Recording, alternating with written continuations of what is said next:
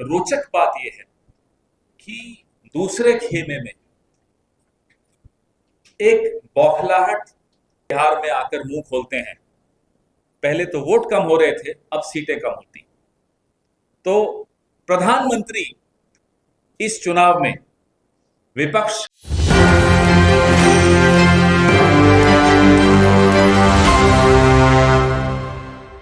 दो तीन मुद्दे निकल कर आए। बेरोजगारी बहुत बड़ा मुद्दा निकल कर आया। नौजवान तमाम और कारणों से ऊपर उठकर नौजवान खुलकर अपने गुस्से का इजहार कर रहे हैं। नंबर दो, एंटी इनकम्बेंसी बहुत ज्यादा हर वर्ग में दिखाई दी कि भाई बहुत हो गया, आप मौका किसी और को देना चाहिए। और नंबर तीन, जितनी बार प्रधानमंत्री बिहार में आकर मुंह खोलते हैं, पहले तो वोट कम हो रहे थे, अब सीटें कम होती। तो प्रधानमंत्री इस चुनाव में विपक्ष के लिए सबसे बड़े स्टार कैंपेनर बन के उभरे, हम सबके लिए। सर, जिस तरह से तेज प्रताप यादव ने कल रोजगार और नौकरी के साथ सहमति जताई, बोला कि जो देगा उसके साथ खड़े, साथ में रवि किशन कहीं ना कहीं असहज महसूस कर रहे, क्या कहें? अब वो तो उनके बीच का क्या है हमें नहीं मालूम। मैं ये जानता हूं, यहां हम बैठे या वहां आप बैठे, किसी से आप बात कर लीजिए, हमारे होटल के साथी भी यहां खड़े हैं। बेरोजगारी एक ऐसा मुद्दा है जो हर घर का एक मुद्दा है, हर परिवार का मुद्दा है, हर मोहल्ले का मुद्दा है, हर टोले का मुद्दा है, हर गांव का मुद्दा है। आप निश्चिंत रहिए, इतना मैं आपको कह सकता हूं कि जिन लोगों ने 2 करोड़ नौकरियों का वादा करके 2014 में सत्ता हासिल की थी, कुछ वक्त के बाद कह दिया था जुमला था, हम ऐसा नहीं करने वाले, हम करके दिखाएंगे। कल जिस तरह से प्रधानमंत्री ने फिर गट्टा और अंगारी और वो इस तरह से संदर्भ जिसकी जैसी भावना, क्यों है, क्यों वोटर पर जाने? अरे हम तो प्रधानमंत्री की बात सुनकर नीतीश बाबू को भी ये सलाह दे रहे हैं, ले जाइए एक आध कट्टा इनके रखिए कनपट्टी पर, अपने आप को घोषित करवाइए मुख्यमंत्री। ऐसे नहीं करने वाले हैं। यानी कि वो कट्टा की भाषा ही वो लोग समझ, उनको वही भाषा समझ में आती है। अब गुजरात में वही भाषा इन्होंने चलाई, सत्ता में रहे, सत्ता में काबिज हुए। आपको तो किससे मालूम है, केशुभाई पटेल से लेकर और हरेन पांड्या तक के। क्यों मुंह खुलवाते हो? हमारे तो 14 केस हैं, 2-4 और हो जाएंगे, मत करो ऐसा। सर, विश्व गुरु की बात करते हैं तो क्या आप कट्टा ही शब्द बोला क्या वहां तक पहुंच रहे? इन लोगों की मानसिकता वैसी है, इस देश की मानसिकता वैसी नहीं है, इस देश की राजनीति की मानसिकता वैसी नहीं है। और जिस प्रदेश से ये लोग आते हैं वहां से गांधी आए हैं भाई, वहां ऐसी भाषा नहीं चलती। इन्होंने चलाने की कोशिश की है, ज्यादा दिन नहीं चल पाएंगे। लेकिन नीतीश बाबू को हमारी सलाह पहुंचा दीजिए, अभी भी वक्त है, कट्टा लाइए, लगाइए इनकी कनपट्टी।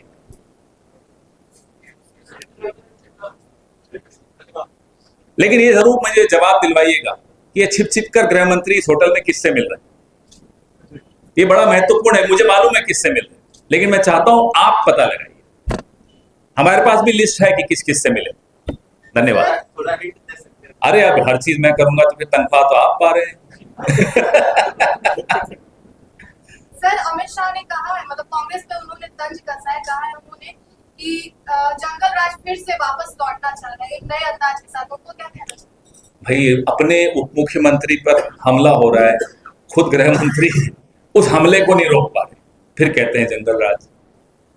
अपना प्रत्याशी गोली मार रहा है, जेल में बैठ गया बीच चुनाव के, फिर कहते हैं जंगल राज।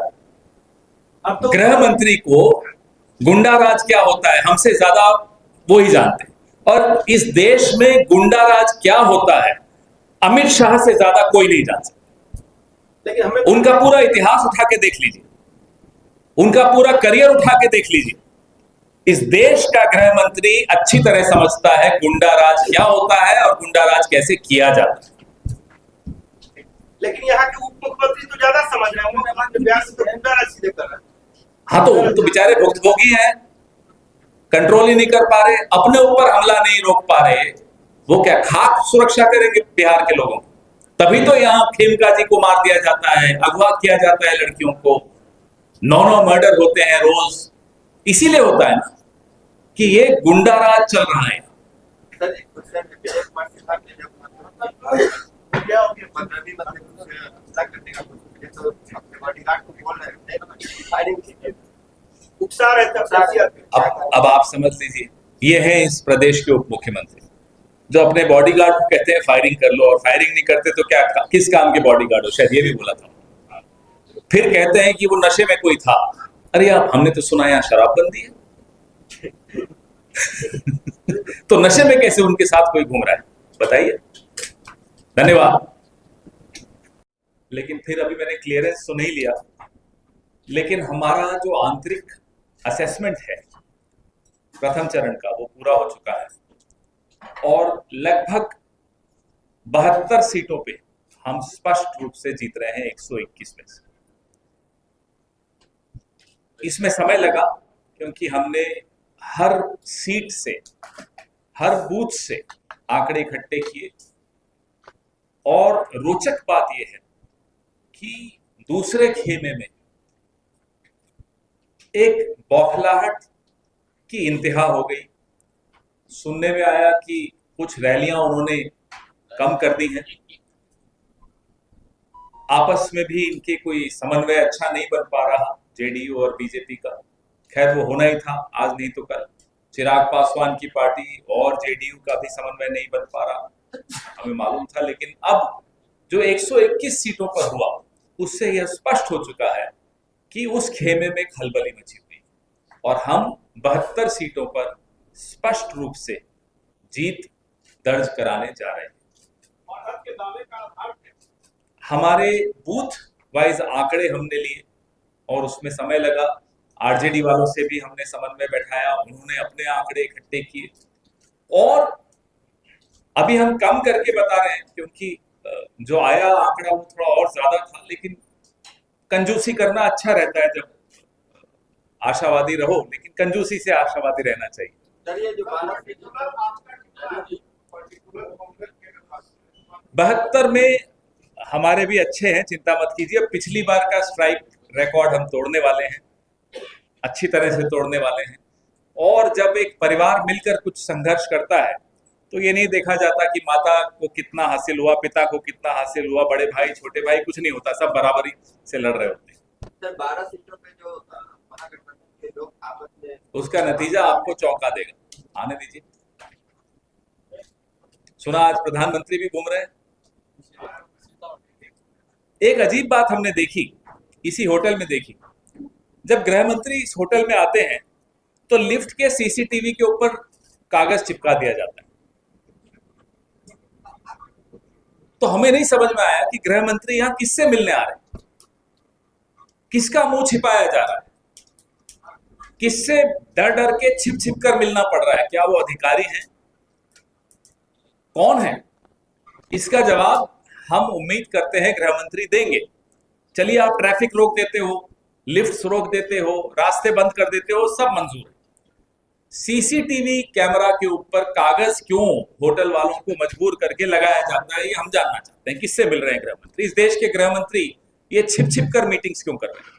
अधिकारी अब आपसे नहीं डरते, गृह मंत्री जी को ये समझ लेना चाहिए। तो अधिकारी अगर आपसे मिल भी रहे हैं, हमारी जानकारी में रहता है, वो अधिकारी हमें भी बता देते हैं कि साहब गृह मंत्री ने बुलाया, धमकाया, हड़काया, जो भी किया हमें बता देते हैं। सीसीटीवी के ऊपर जो कि सुरक्षा के साथ, इस होटल में और लोग भी रह रहे हैं, उन सबकी सुरक्षा के साथ भी खिलवाड़ है। ये जानकारी हम उम्मीद करते हैं कि आप सब साथी अगली बार गृह मंत्री मुखातिब हो आपसे तो पूछिएगा कि आप ऐसे कौन सी मीटिंग्स करते हो जो आपको छिप छिप कर करनी पड़ती, खुलकर क्यों नहीं करते मीटिंग्स, किससे डरते?